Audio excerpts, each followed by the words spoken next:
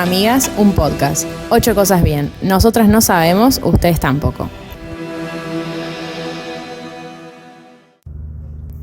Hola a todos, bienvenidos a un nuevo episodio de 8 cosas bien.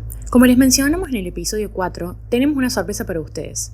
La segunda parte de nuestra entrevista con el comunicador y profesor Rodrigo Bruera.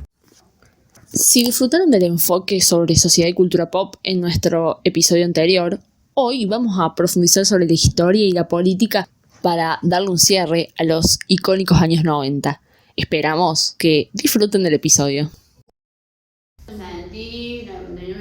Bien. Temo que no nos alcance el tiempo, pero sí, podemos charlar todo el día. Obvio. Iba a decir que hay algo como del imaginario de esa época de la fiesta menemista, que yo me acuerdo que mi abuela me decía, sí, porque nosotros compramos el auto, nos compramos la heladera, nos compramos...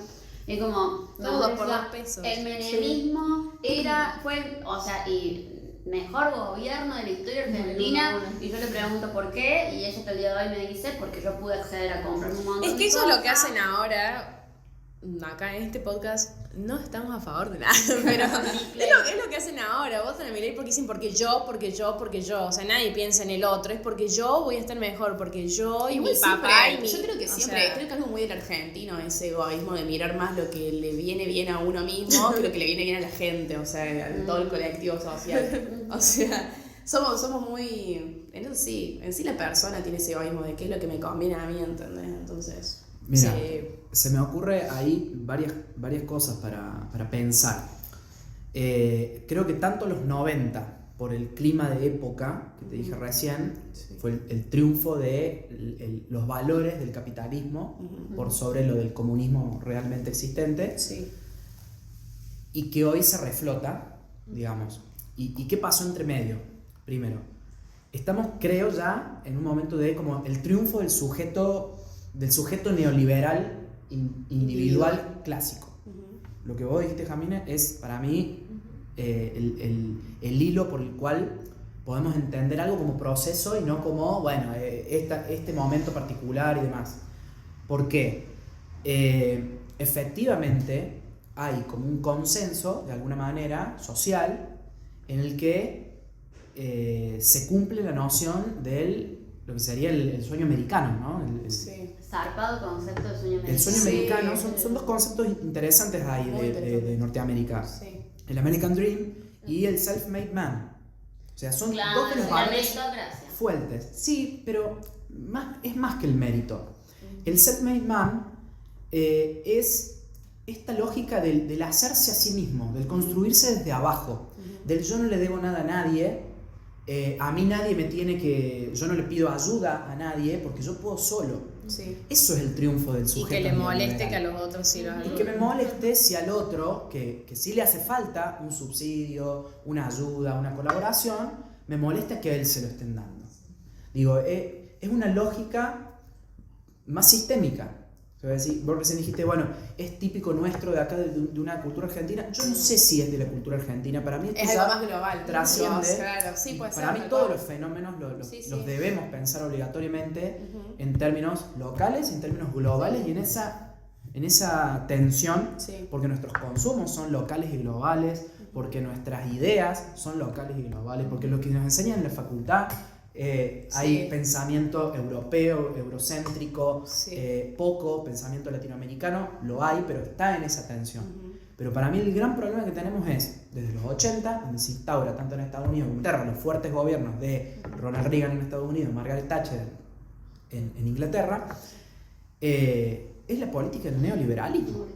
Básicamente, la desregulación del Estado, las personas se tienen que hacer cargo de sí mismas.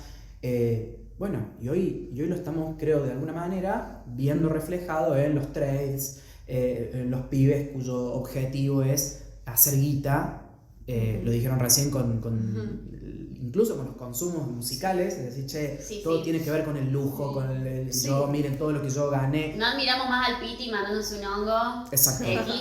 Sino... La admiración está puesta en gente que la hizo de abajo, porque no lo podemos negar. Qué sé yo, una es de Parque Patricio, el otro es De la boca. De la boca, digo, son evidentemente, bueno, elegante en su momento, pero bueno, ya, fíjate, pertenece a otro sector social, por ende, ya está súper cancelado como un negro que vive en el country. Es que eso no se va más. Música alta, eso no cambia, hay cosas que no cambian. Claramente, elegante va a estar preso y Duki no. Entonces creo que de alguna manera estamos viviendo como ese resurgir. Y también tiene que ver mucho con este clima de época. Y por eso no es casual que haya llegado Milei a ganar. Igual, porque representa buena parte de esa noción que de alguna manera fue discutida por los gobiernos que podremos llamar populistas, populares latinoamericanos de la primera década y la segunda, media segunda década del siglo XXI, que pusieron en tensión los valores de ese neoliberalismo que parecía haber triunfado, pero te parece un Chávez, en el 99 en Venezuela, como contrario a su época. Claro. Digo, hacía 10 años había caído el muro de Berlín y el Guaso te empieza a hablar del socialismo del siglo XXI. Te empieza a hablar de la importancia de las comunas y de las asambleas populares para que las demandas vayan desde el pueblo hacia el Estado. El concepto es contra natura para la época. Y ahí se suma Lula, ahí se suma Pepe Mujica, ahí se suma Néstor, ahí se suma Cristina. Y el concepto patria grande. El concepto de la patria grande. Se empiezan como a revivir cosas que ya habían pasado de moda y tuvieron un boom. Claro. Es innegable porque encima lo agarra en un momento de crecimiento económico regional, no solo argentino, sino regional, y que lo supieron aprovechar muy bien. Claro. Y a su vez abogarse la representación de las necesidades del pueblo. Y se vuelve a poner en tensión la cuestión del pueblo, lo popular, lo masivo, los grandes festejos del 25 de mayo del Bicentenario, desde las chicas.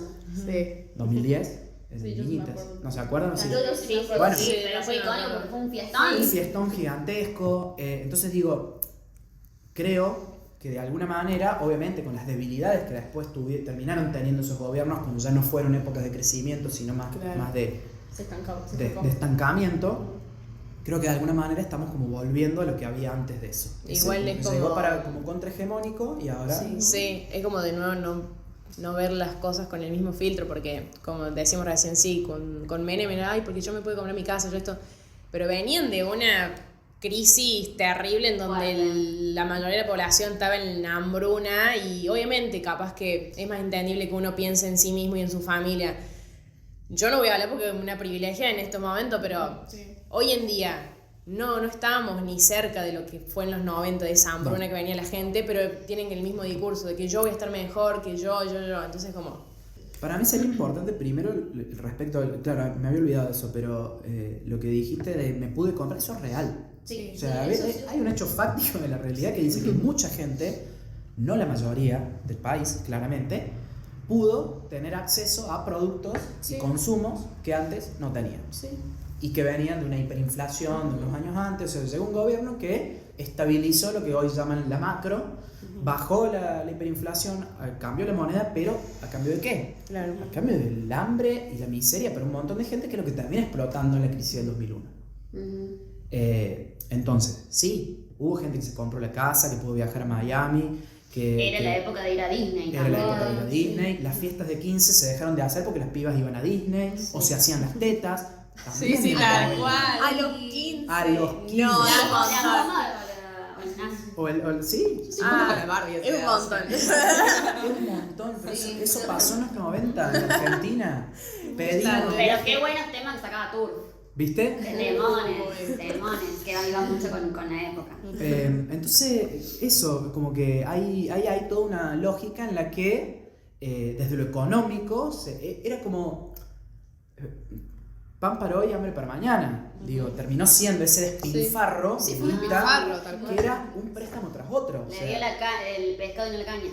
Claro, sí, pero fue un desastre económico en esos términos, porque la deuda se tapaba con más deuda. Claro.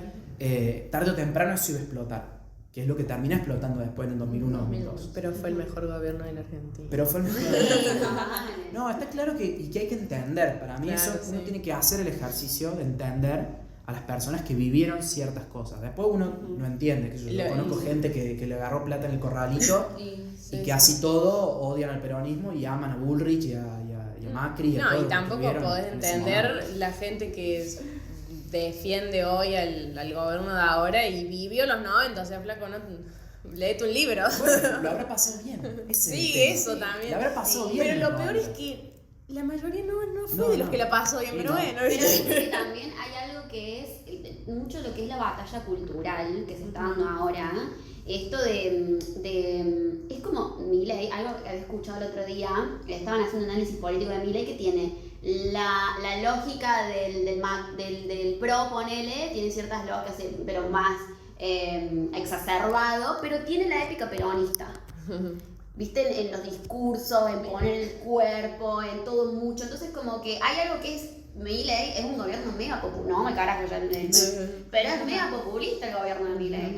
Es mega populista visto desde ese punto de vista, ¿no? Y se habla de Milei como un líder populista de derecha. Aparte, hace lo mismo que Menem, eso de ir por todas las provincias y ay, alábenme. Eso, ponele, Alberto no hizo eso, o sea, no fue por toda la calle saludando a todos así como hace el tarot de Milei. Pero Menem empezó como peronista también. Claro, bueno, sí. Convengamos que el Partido Justicialista fue gran responsable de eso.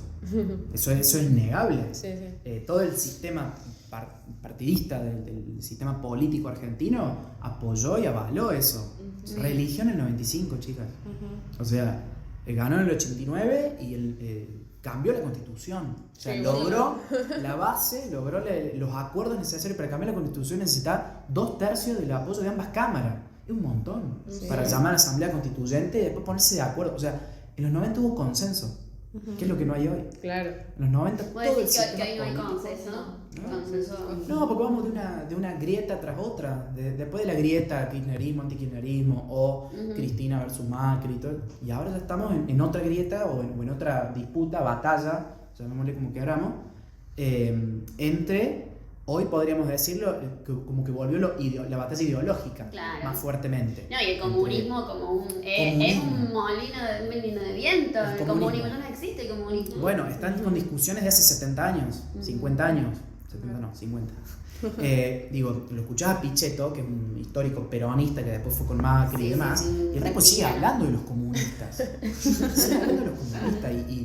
Y Milei en ese fanatismo político que representa una pequeña minoría de una escuela austríaca de economía que no la conoce nadie, que no se probó en ningún lugar del mundo y que ellos dicen que es exitoso. Y convengamos que ningún país es exitoso sin la participación del Estado, sin la intervención del Estado. Igual en los países que intervienen mucho el Estado tampoco están Venezuela, Cuba, por ejemplo. ¿Cómo es eso? Es que, bueno, sí, van a la mierda. Sí, van a la política. No, es que eso es lo que no entiendo, porque yo creo que la decisión no está mala, pero ¿por qué todos los gobiernos que lo son dictaduras? O sea, eso es lo que yo nunca entendí. Lo que pasa es que, bueno, Cuba es un caso particular. Yo tampoco quiero opinar. Claro. De algo que no he estudiado, que no tengo muy atravesado. Pero Júgatela, no, pero digo, y tampoco visité Cuba, tampoco vivo en Cuba como para entender la realidad de gente que vive ahí. Digo, pero de entrada lo que no podemos desconocer de Cuba es el bloqueo comercial que tiene desde la revolución. Digo, de la revolución como un bloqueo comercial de Estados Unidos. O sea, no puede hacer intercambio prácticamente con nadie. Entonces solamente puede hacer con los países llamados comunistas. Que al día de hoy el comunismo es muy discutible. ¿Qué es el comunismo? Si China supuestamente es comunista y en realidad es parte del juego capitalista intenso, digamos, que hay hoy en la guerra comercial con Estados Unidos. Una guerra comercial con Estados Unidos. Claro. Desde el punto de vista comunista, ¿por qué habría guerra comercial con Estados Unidos? Creo que tiene una complejidad muy grande el análisis de los procesos culturales, sociales y políticos que llevan a los liderazgos autoritarios, o autocráticos, podríamos decir. Bueno, yo en mi tesis de maestría, yo trabajo el vínculo entre Estados Unidos y Venezuela y de cómo se construye una cultura del miedo desde los medios hacia estas figuras como Chávez y Maduro en Venezuela, particularmente mi tesis, y justamente cómo nos van construyendo o cómo va apareciendo en el discurso mediático ideas, representaciones, sentidos que sin conocer, porque tampoco conocemos, yo recién te dije, la verdad no me siento capacitado para hablar de esto, Sí. pero estamos mediados por los temas y los discursos que circulan y de alguna manera nos hacen tener miedo a eso. Che, yo no quiero eso para mí. Claro. Y me da cosita que se nos vaya de mambo. Porque digo, dictaduras de derecha ha habido, dictaduras de izquierda. Obvio. La mayoría de las Sí. dictaduras han sido de derecha, efectivamente. Y después podemos discutir, se ha discutido bastante si la Revolución Cubana terminó siendo una dictadura. Técnicamente no hay ningún historiador o grupos de historiadores, no hay ninguna corriente que diga que lo de Cuba ha sido una dictadura. El tema de por qué se escapan a Estados Unidos también los cubanos, pues deciden irse para el Y lo otro que lado. pasa es que vos tenés lo que hablamos recién, tenés todo un fenómeno de Sí, consumo de y miedo, de sí, cosas. claro. No, y de cosas Sí. que vas a decir, lo que me ofrece eso, Sí, y a vos te dicen, che, vos tenés que tener menos, pero todos vamos a tener lo mismo. Es poco, es menos, pero todos vamos a tener lo mismo. En Cuba no hay analfabetismo, en Cuba tenés la salud gratuita, en Cuba tenés asegurado un mínimo de comida, mínimo, eso sí, es real, es poco. Pero estamos tan atravesados, los cubanos también, Sí. por los deseos, los sentidos, lo dijimos recién, Lo aspiracional. lo aspiracional, el self-made man, el sueño americano. Digo, estamos Sí. tan atravesados y educados, y más hoy con las redes y demás, que obviamente que hay mucha gente que decide y dice, che, yo no quiero estar en esta dictadura porque me tienen encerrado, porque Claro. yo no puedo acceder, si hago más esfuerzo, no puedo tener tengo más reconocimiento, cosas, no tengo tengo una especie reconocimiento, no de- tengo claro. plata, no tengo un auto, no tengo una casa, Sí. que es lo que la sociedad capitalista occidental nos enseña Sí. que tenemos que aspirar. Sí, Igual bueno, hay, perdón, sí, no, que Estados Unidos sí es el otro extremo. Yo cuando viajé veía, o sea, como gente con autos, con cosas que decís, y ahí se matan, pues el laburo, o sea, es como eso del sueño americano, es tal cual. De hecho, todos los latinoamericanos que se van allá es como, uy, quiero cumplir el sueño americano, quiero tener más posibilidades, el país de las oportunidades, como le dicen. Y bueno, y la verdad que después ves la realidad y quizás no es tan así como te lo Y venden. Lo que pasa es que para que haya gente que tenga, digo, la torta es así. Si poca gente tiene la mayor tajada de la torta, ¿cuánto queda para el resto? Claro. Digo, suelen aparecer pocas imágenes de Nueva York donde están los zombies que le dicen ahora. Sí, Con lo vi. con el fentanilo. Con el fentanilo, Sí. o sea, ¿y qué te crees? ¿Que son 2 o 3? No, es un montón. ¿Y qué casualidad, qué color de piel tienen? ¿Y de Ajá. qué sectores sociales son? Digo, para que funcione eso, ahí arriba, tiene que haber el grueso de la población que no tenga acceso a eso. Claro. Lamentablemente, digamos, Sí. el capitalismo es eso. Después le podemos encontrar la beta, lo cultural, lo podemos estudiar y demás. Claro. El capitalismo lo que nos ofrece es el camino al éxito, pero mi éxito significa el fracaso de otra persona y no el fracaso en esfuerzo. O que nosotros vamos a creer que hace menos esfuerzo un chango que tenga mi edad, ponle que tenga la misma edad que yo, que esté limpiando vidrio en la calle. Hace menos esfuerzo que yo para vivir en un departamento, que yo vivo en un barrio, en un departamento y puedo pagar un alquiler. Se esfuerza menos que yo, que me levanté hace un rato a las 8 de la mañana, me vine en el auto acá a la facultad a charlar con 4 estudiantes. Sí. ¿Me entendés? Hace menos esfuerzo que yo una persona que está limpiando vidrio, que está juntando cartones. Todo lo contrario. Hace más esfuerzo que yo. Entonces esa persona tendría que tener más plata que yo, no menos. ¿Me entendés? O sea, hay como ciertas lógicas ahí del sistema capitalista que funciona con el descarte de la mayoría de las personas. Sí. Quieras o no. Que se embeben de la pobreza estructural. Es que hay una pobreza estructural que es clave en el capitalismo. Si no, no funcionaría. Tiene que estar eso presente. Por eso Pero bueno, nos fuimos para la economía y no tanto para la Yo quería hacer una pregunta, capaz que nos vamos a ver Bueno, no, que ahora hay estudios que demuestran, hablemos de algunas cuestiones de género. Universidad de Massachusetts. La de Connecticut. Hay estudios La de que Connecticut. demuestran. Dale. Que demuestran que se está marcando en la sociedad que todo lo que es la feminidad, la valoración femenina, están mirando más para cuestiones más progresistas y que de repente la población masculina se está haciendo cada vez más de derecha, ergo, si nosotros analizamos el grueso de los votantes, por ejemplo, de Milei, son mayoría varones, y varones de entre los, bueno, de edad vota por el 17 a 30, ponele. Digo, ¿qué lectura haces vos de esto? Y a dónde crees vos que va a ir mirando desde tu... ¿Qué lectura hago? Estoy pensando lo políticamente correcto o lo políticamente incorrecto. y que me van a cancelar. Yo creo que... me van a cancelar. Pero en realidad creo que hubo... creo que perdimos de vista, y esto lo vengo hablando también en situaciones familiares con varones, que creo que les perdimos de vista de alguna manera en estos últimos años. ¿Cómo cuáles?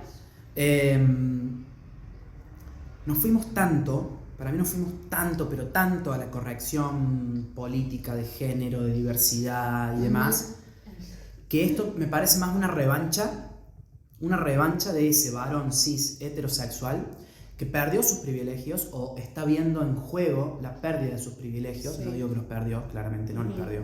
La sociedad sigue siendo patriarcal, no como Alberto dijo que cuando salió lo del aborto dijo hemos acabado con el patriarcado. El hijo vestido con tacos. Gracias, Alberta. Hemos tirado abajo el patriarcado. Pero sí me parece que hay algo de eso. Me parece que, no sé si nos pasamos pueblo, sería, no sé, en algunas cosas. Nosotros hablábamos de la dictadura del progresismo. Bueno, se habla de la policía del pensamiento, de la policía del progresismo. Creo que al día de hoy yo estoy un poco más relajado. No niego que haya estado en este mismo lugar que ahora estoy como analizando y digo, capaz que no la vimos desde este lugar. De decir, che, bueno, nos pasamos de progres. Nos pasamos de... No, bueno, pero si es una nena, bueno, digo, de nuevo, por eso lo veo hoy, es lo que veíamos en ese momento y lo que estábamos preparados para ver, lo que nos enseñaban y lo que aprendimos. Sí. Hoy lo vemos con otros ojos, lo analizamos.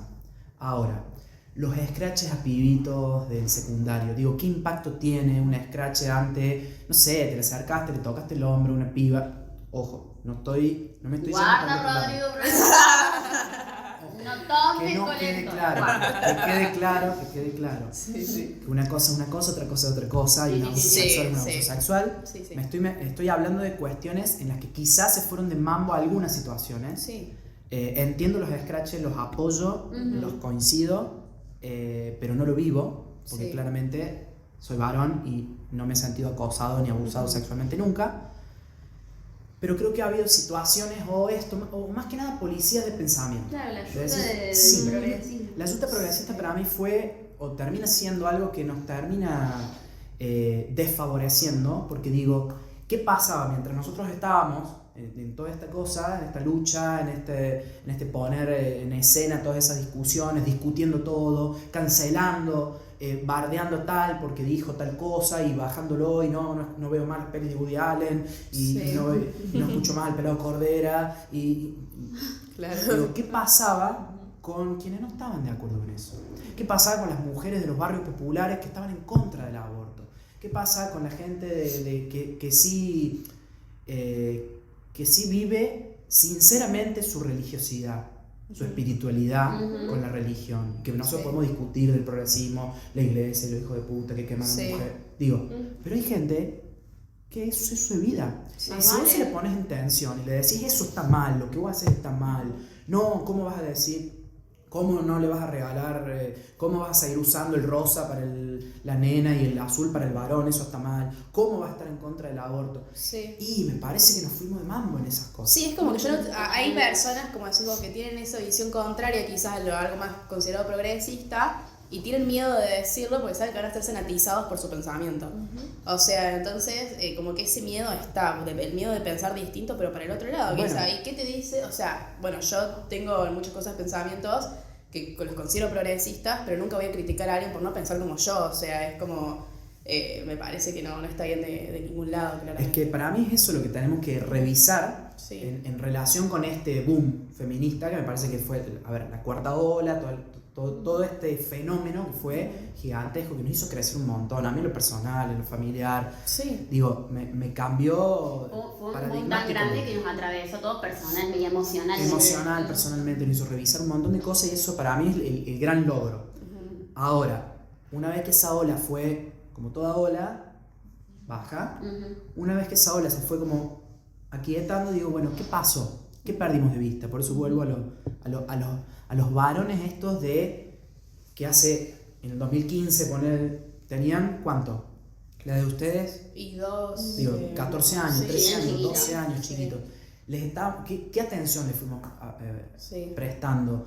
hasta dónde se educó con la acción y no solamente con el discurso. Era muy discursivo todo, sí. Hubo mucha discursividad puesta. Se debatía en las aulas. Se debatió en las aulas. Digo, ¿qué pasó con eso? Para que esos pibes hoy hayan elegido votar este modelo y que cada vez más varones jóvenes de clases medias tengan estas inclinaciones. Bueno, podemos hablar las redes sociales que tampoco supimos ver. Los pibes que hacen gaming y que se recontraputean jugando a distintas cosas, o las redes sociales de la derecha particularmente. Es todo un círculo que no termina más, porque los nenes que no tienen la edad para votar, pero conozco compañeros de mi hermano, 14, 15 años, todavía no votan, y andan hablando de política como si supieran, tipo a favor de Milei claramente, y vos decís, ¿por qué? ¿De dónde lo sacaste? Y si todos esos streamers que ven es eso que decías vos, o sea, de yo vine desde abajo, que yo muestro esto y todo eso es lo que hablan los streamers y eso es lo que ven los nenes, o sea, es todo un círculo que no termina más. Y que vincula, justamente recién decían, lo de la influencia de la política y la cultura o de los referentes. Para mí no es influencia, pero sí hay una modelización de un sistemita que te lleva y que te educa la mirada, que te educa las posibilidades reales y concretas de pensar, desde qué lugar voy a hablar. Sí, y cada medio está repolitizado, o sea, cada uno es de un partido, literalmente, y te das cuenta por cómo narran la noticia, de que ponen de uno, del otro, qué opinan. Está partidizado. Muy. Hablando de eso, ¿el consenso en Argentina en la política es posible? Porque yo creo que históricamente, como que empezamos a tener política como Estado argentino, siempre hay una dicotomía ideológica. Empezó siendo unitarios federales, civilización barbarie. ¿Todavía necesitamos esa grieta para poder actuar políticamente? Para mí no hay ni debe haber consenso. Sí creo que deberían haber algunos consensos, entre comillas, es decir, algunas mayorías que podamos decir, che, bueno, a ver, ¿cómo afrontamos esto? ¿Cómo afrontamos lo otro? Por ejemplo, un modelo económico, bueno, nos ponemos, empezamos de distintos partidos, distintos pensamientos, claro, seguimos un modelo para que poder sea un mostrar el modelo, crecimiento, no destruir lo que Sí, trajo el otro. pero me parece tan difícil eso. Es que la política no es la ciencia de la gestión del conflicto. Pero es que para mí la política es conflicto. Es eso, es tensión y conflicto. Y justamente, para mí, eso el tema de los consensos es mantener el statu quo. Es no cambiar nada. Y si la cosa está para el orto, vos tenés que lograr que cambie para las mayorías. Y para mí esa es la gran falencia que tuvo el último gobierno peronista. Si vos sos un gobierno peronista, vos tenés justicia social, crecimiento económico y ponerle plata en el bolsillo de la gente. Claro. Y en eso se falló. Entonces para mí no hay forma, ni creo que sea la solución los consensos. Porque los consensos lo que hacen, los consensos así completos, siempre van para el lado de los poderosos. No va a haber un consenso que vaya para el lado del pueblo. Y si se tiene de los dos sectores representando, que se vea que es algo justo, ponerle, o sea, no sé, porque... ¿Qué le llamamos justo? Claro, eso Justo también es un debate, cómo. para quién y cómo, pero claro, algo que el que trabaja tenga políticas que lo acompañen realmente y que quien es por ahí, el que dirige esa empresa, tenga ciertas regulaciones, pero tampoco se vea afectado, o sea, como que sea... una cosa intermedia, o sea, si yo dijera izquierda-derecha, ¿cuál es el medio? ¿Por qué no puede existir un medio? ¿Por qué no puede...? El medio es la derecha, ese es el tema. ¿En serio? Sí, todo el que se te presente como de centro, y en Europa también. Y en Europa diría hasta el social progresismo, que es de derecha. O sea, la coalición que ganó en Francia, que tiene muchas agrupaciones, o lo que se le llama izquierda en Europa, no hay nada que ver con la izquierda. Claro. Porque es la izquierda desde Europa. Tienen otras necesidades, otros pensamientos. Claro, A lo que yo voy, la tercera vía entre la izquierda y la derecha en la historia argentina es el peronismo. Ni yanquis ni marxistas, peronistas. Ese era el lema en los 40. Sí. Que no olvidemos que es el general. Porque acá te crían con no es cualquier persona, no es un trosco de... Por eso digo, es la contradicción, o sea, el peronismo es la contradicción nata de la historia argentina. Por eso no se llevan bien con la izquierda real, digamos, porque digo, para Milei todo es izquierda fuera de lo que él piensa, la reta es comunista para Milei. Pero lo que voy es eso, el peronismo es la tercera vía, es ese medio. Pero ¿qué pasa? El peronismo tiene gente de izquierda y gente de derecha. Está dividido, claro. Históricamente. Siempre se dividió. Porque siempre ha habido una división, como vos decías recién, que es más de tipo cultural ideológica. Es decir, bueno, a ver, todos queremos, es como los puntos del Pacto de Mayo que se firmó en julio. El Pacto de Julio. El Pacto de Julio. Encima lo podemos poner Julio Iglesias ahí. Faltó ese, ¿eh? No lo vi. Surgió la idea acá. Si vos lees algunas de las cosas, no todas, pero la mayoría dice erradicar la pobreza. Sí, como Macri cuando dijo pobreza cero. Bueno, pero ¿cómo? Y ahí está la discusión. Porque estamos todos... Es como que si vos no firmas un pacto que dice estoy a favor de erradicar la pobreza, sos un hijo de puta. ¿Cómo vas a estar de acuerdo? O sea, te ponen en un lugar en el que si vos no firmas eso, estás avalando que quiero que siga la pobreza, el curro, los negocios. Claro. El tema es cómo. Para mí es la gran situación. Y ahí viene lo del modelo. Decir, bueno, ¿desde qué modelo uno propone tal o cual cosa? Desde mi posición, el modelo tiene que ser favorable a las mayorías, a los sectores populares, con el objetivo de crecimiento, movilidad, ascendencia social, donde ahorro, consumo e inversión tengan en armonía, que todos podamos vivir. Ahora, eso se logró de alguna manera durante algunas épocas de los últimos 15, 20 años, pero así todo era tan fuerte en lo ideológico de muchas personas, de los medios concentrados y demás, que nos vendieron o nos vendían que estaba todo como el orto, por ejemplo.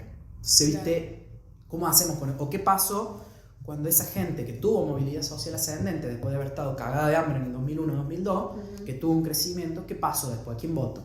Cuando ya quiso aspirar a más. Y ya no me sirve. Yo ya quiero comprar dólares, quiero viajar al exterior y no me dejan. Quiero aspirar a más. ¿Dónde está mi libertad? Algo que, trayendo un poco la pregunta de Coti sobre el tema de la política, esto como la gestión del conflicto, que sí, que no es necesario que haya como una unificación total y absoluta, porque eso sería... Nos tenemos que sentar los 46 millones. No es propio del humano no tener contradicciones, pero sí el tema de los consensos. Lo que pasa es que cuando hay gobiernos con posiciones tan extremistas, hay ciertos consensos que se empiezan a romper. Como por ejemplo en el último acto oficial, tenés a la bicha cruel y al amiguito Milei arriba de un tanque saludando, y estaban desfilando personas que tenían causas por haber sido genocidas. Entonces, como que digo, entiendo lo de que la política no prescinde de la contradicción, pero ¿qué pasa cuando hay ciertos consensos que se empiezan a romper y que son consensos que tienen años y años y años que están avalados? Todos estamos de acuerdo que, como si yo te dijera, me voy, pero el re carajo, como los movimientos neonazis que están surgiendo, es como, son consensos muy básicos, es tipo no matar. Bueno, para mí ese consenso que creo que es el gran consenso democrático que se logró entre el final de la dictadura, entre el 83, pasando por los 90, incluso con las leyes de obediencia de vida, punto final, con la pelea de abuelas y madres, de hijos y demás, había un consenso en la Argentina que era no matarás, parece el mandamiento. Todos volvemos al catolicismo en la primera hora. Pero pareciera que eso estaba acordado. ¿Hasta qué? Hasta que le pusieron un chumbo a Cristina en la cabeza. Que no salió porque... Que fue un magnicidio. Que fue un intento de magnicidio eso. Sí. No salió la bala, no sé, si querés volvemos a la Biblia, boludo. Claro, no estaba cargada, no sé qué había pasado con la bala. Y bueno, con el otro día con lo de Trump, o sea, no se pero movía. en la Argentina para mí eso es un antes y un después. De cosas que hasta pueden ser peores de acá en adelante. Ahí se rompió, ese día se rompe el consenso democrático, donde puede alguien... Porque esto no había pasado nunca, desde el 84 esta parte, de que la forma de vencer a mi adversario sea matarlo. Digo, en otra época sí, digo, unitarios y federales, había guerras civiles, civilización y barbarie, rosa, digo. Era el consenso era las luchas ideológicas y políticas se libran con sangre. Hoy no. Este episodio no se va a poder subir en YouTube. Porque dijo matar. Entonces, eso para mí marca un quiebre y todavía no estamos viendo las consecuencias. Solo creo que empezamos a ver la primera, el triunfo de Milei. Es que la gente está tan Bueno, esta parte ya es otro episodio, ¿no? Porque Sí. la gente está tan llena de odio que no se como odian tanto a Cristina, no se pusieron a ver eso, que rompieron o sea, algo muy importante. Es Muy como básico. todos llenos de odio, ay, cómo nos salió la bala, todos así. Y nadie se está poniendo a pensar que por más de que las quieras o no, hay otra discusión aparte, o sea, porque si lo hubiese pasado a Milei, a Macri o lo que sea, yo no pensaría hoy cómo no le salió la bala. O sea, pero diría, no, esto es un montón. Sí, para mí eso es un tema para revisar y que pasó de largo. Es como que ya nos olvidamos, ¿viste? Pero El tema es que también siento que la bronca con Cristina, si hemos hablado de estás profesando un estilo de vida que no llevas claramente, o sea, gastar más plata lo que ganas vos es lo que jubilados no tienen y cosas, entonces como que la gente se llenó de odio por cuestiones también injustas. Y imagínate, yo hecho la hablé con mi hermana, que ella, la última persona que iba a votar era Milei, creo que terminó votando en blanco, no sé. Pero me dijo, imagínate, ella me dice, imagínate lo mal que está, o lo desesperado que estamos por la injusticia, que somos capaces de votar a una persona que salió en un programa de televisión hace 2 años y empezó a decir cosas de las que ni entendemos o no sabemos. Que habla de bebés en vaselina. Claro, no, digo, que está, o sea, claro, es como un coso, pero siento que fue un voto castigo el que dio la gente, claramente. Y que un voto negativo, más claro, no votará en vez de... Sí, un voto castigo. Encima seguramente ya va a salir Milei dando, quiero dar mis condolencias a la situación que vivió Trump. Muy porque- erótico de nuevo lo que pasa entre Donald, pero es unidireccional. Le pasa Una rubia y lo Milei borracha. con Donald, a Donald no le pasa nada. Y no, porque es un pobre muerto el chabón, no sé qué tanto. Pero que bueno, va a ganar seguramente. Entonces, para ir cerrando, porque cómo cerramos estas ¿Cómo se cierra 300 esto? puertas, no sé si cierra esto que abierto, pero entonces toda cultura es política. Sin duda, sin duda. La sociedad y la cultura. La sociedad, la cultura y la política son intrínsecas una de otra. Los dirigentes políticos están criados en los mismos lugares donde nos criamos nosotros, son verdaderos representantes. Cuando hablamos de la representación de la democracia, son verdaderos representantes. Algunos están a favor del aborto, otros están en contra, algunos quieren hacer esto, quieren hacer el ajuste y que lo paguemos los docentes, y otros dicen que no, algunos quieren, la política en sí y los dirigentes también hacen su juego, respondiendo a demandas y a cuestiones sociales que la vieron, qué sé yo. Así como Alfonsín vio que la sociedad necesitaba acabar con la oscuridad, con la muerte, con esto, entonces hace su campaña política en función de eso y llega al poder en contra del candidato peronista que días antes en el cierre de campaña quemó un cajón con el coso de la UCR. Él supo leer que la gente ya en ese momento estaba cansada de la oscuridad, la violencia política y demás. Bueno, ¿qué hace? Logra ganar. Así como Menem supo leer que él tenía que llegar con el discurso peronista para diferenciarse de Alfonsín y decir, bueno, allá voy, no, síganme, no los voy a defraudar, con las No con la patillas. estratosfera. Muy gracioso. Recordando el caudillismo de Facundo Quiroga, porque vengo de La Rioja, digo, cada uno construyó sus cosas, después hizo otra cosa. Así como el kirchnerismo logró recuperar esas demandas del progresismo, de la búsqueda de identidad de gente que había sido víctima de la dictadura, de las cuestiones de la patria grande. Digo, cada quien va armando su discurso en función de las políticas a las que supuestamente iba a llevar adelante. Entonces, todo eso responde a demandas sociales y culturales. O sea, no tengo dudas de que hay una relación intrínseca ahí entre sociedad, cultura y política. Y de todos los Diegos, ¿cuál es tu favorito? Es Diego muy Rubio, importante. Diego del 86, Diego y Claudia. En mi Instagram, me acuerdo que el día que se muere, ¿Que falleció hace cuánto? y el año 2021? 2020, 2020. 4 No años, van a ser 4 años. me acuerdo si 2020 o 2021. Ay, me suena Para mí el mejor Diego es el de la pelota no se mancha. Recuerdo estar viéndolo de pendejo, 16 años, cuando él hace su partido de despedida, con la camiseta de Boca, jugando con la selección, y él está así, en una foto tremenda donde está así, llorando, que es cuando dice yo me equivoqué y pagué. Digo, ese Diego es la redención de él y con él mismo, y para mí es el mejor Diego, sí, sin duda. Rodrigo Brera, muchísimas gracias por participar gracias. de este episodio. Bueno, espero que lo disfrutaste. Sí. Pobre, lo llevamos por hilos diferentes para todos lados, le hicimos dar vueltas, pero... Tomamos todos los ramales habidos y por haber. Y bueno, y con estas reflexiones los dejamos para... comenten en YouTube. Bueno, gracias. Y demás. Y el todo vuelve a los 90. Hay un autor que se llama Bakhtin, si lo han escuchado nombrar, Mikhail Bakhtin, un ruso que no lo conocía nadie, que vivió en el exilio, fue perseguido por el estalinismo y demás. Él estudia la cultura popular y la cultura masiva en la era, tiene su tesis doctoral, se llama La cultura popular en la Edad Media del Renacimiento, y estudia los procesos de carnavalización, los festejos populares. Qué lindo, qué interesante. Bakhtin tiene una frase que dice: todo sentido tendrá su fiesta de resurrección. Es decir, todo signo político, lingüístico, todo lo que ya pasó, todo va a volver. Todo tiene su fiesta de resurrección. Algún día lo que parece muerto volverá. Sí. Entonces, desde esos términos yo pienso y digo, todo vuelve. Esta situación, este contexto, también va a pasar.